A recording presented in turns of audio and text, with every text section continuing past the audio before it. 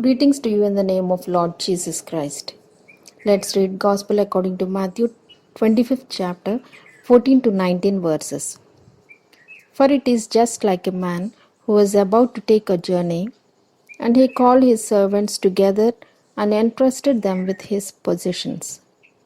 To one he gave 5 talents, to another 2, and to another 1, each according to his own ability, and then he went on his journey. The one who had received the 5 talents went at once and traded with them, and he made a profit and gained 5 more. Likewise, the one who had 2 made a profit and gained 2 more. But the one who had received the 1 went and dug a hole in the ground and hid his master's money.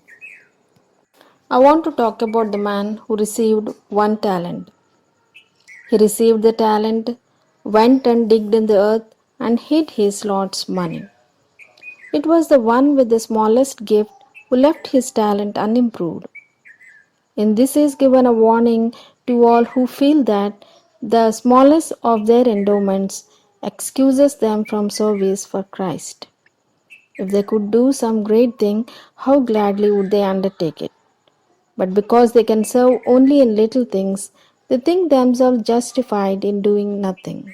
This is wrong. The Lord, in His distribution of gifts, is testing character.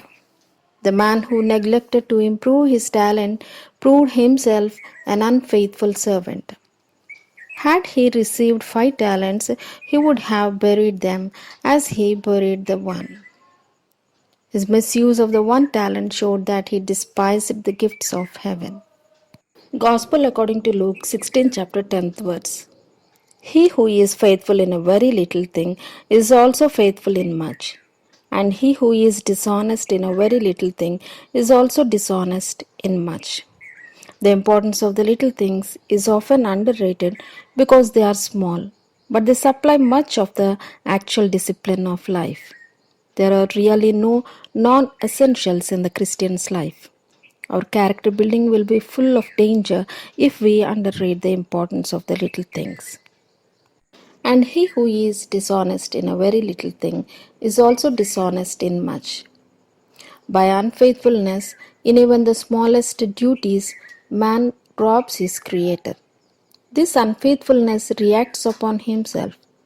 He fails of gaining the grace, the power, the force of character which may be received through an unreserved surrender to God. Living apart from Christ, he is subject to Satan's temptations and he makes mistakes in his work for the Master.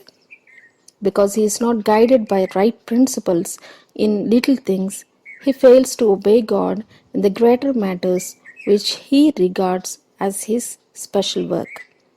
The defects cherished in dealing with life's minor details pass into more important affairs. He acts on the principles to which he has accustomed himself. Thus, actions repeated form habits, habits form character, and by the character, our destiny for time and for eternity is decided. Only by faithfulness in the little things can the soul be trained to act with fidelity under larger responsibilities. God brought Daniel and his fellows into connection with the great men of Babylon that these heathen men might become acquainted with the principles of true religion. In the midst of a nation of idolaters, Daniel was to represent the character of God. How did he become fitted for a position of so great trust and honor? It was his faithfulness in the little things that gave complexion to his whole life. He honored God in the smallest duties, and the Lord cooperated with him. To Daniel and his companions, God gave knowledge and skill in all learning and wisdom, and Daniel had understanding in all visions and dreams. As God called Daniel to witness for him in Babylon, so he calls us to be his witness in the world today. In the smallest as well as the largest affairs of life, he desires us to reveal to men the principles of his kingdom. Christ, in his life on earth, taught the lesson of careful attention to the little things. As he was teaching and healing, all the energies of mind and body were taxed to the utmost. Yet he noticed the most simple things in life and in nature. His most instructive lessons were those in which by the simple things of nature. Christ, in his life on earth, taught the lesson of careful attention to the little things. The great work of redemption weighed continually upon his soul. As he was teaching and healing, all the energies of mind and body were taxed to the utmost. Yet he noticed the most simple things in life and in nature. His most instructive lessons were those in which, by the simple things of nature.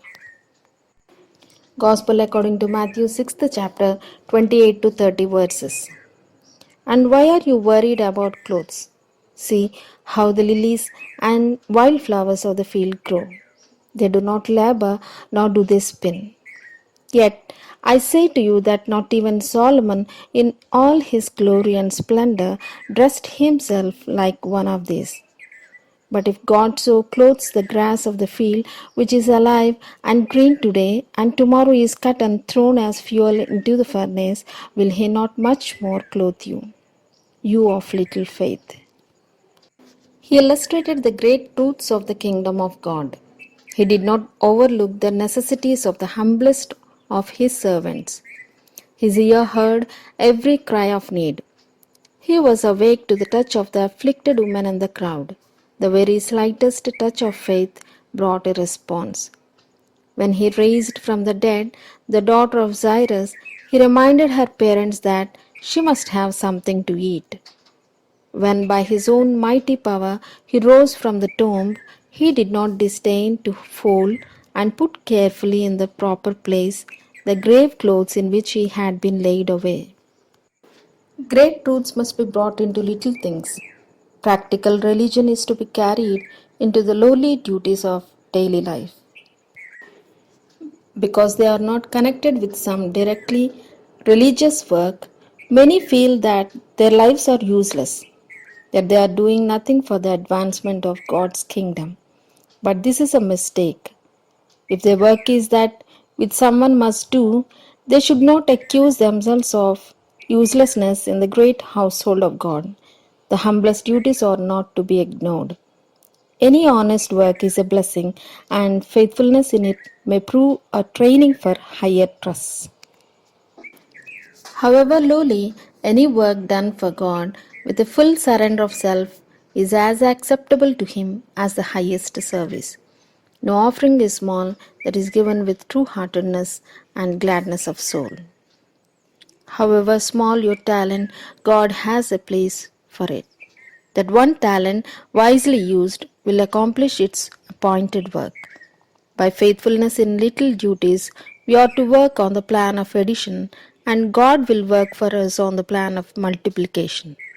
These littles will become the most precious influences in His work. Now turn to Gospel according to Matthew 25th chapter 19th verse. Now after a long time, the master of those servants returned and settled accounts with them.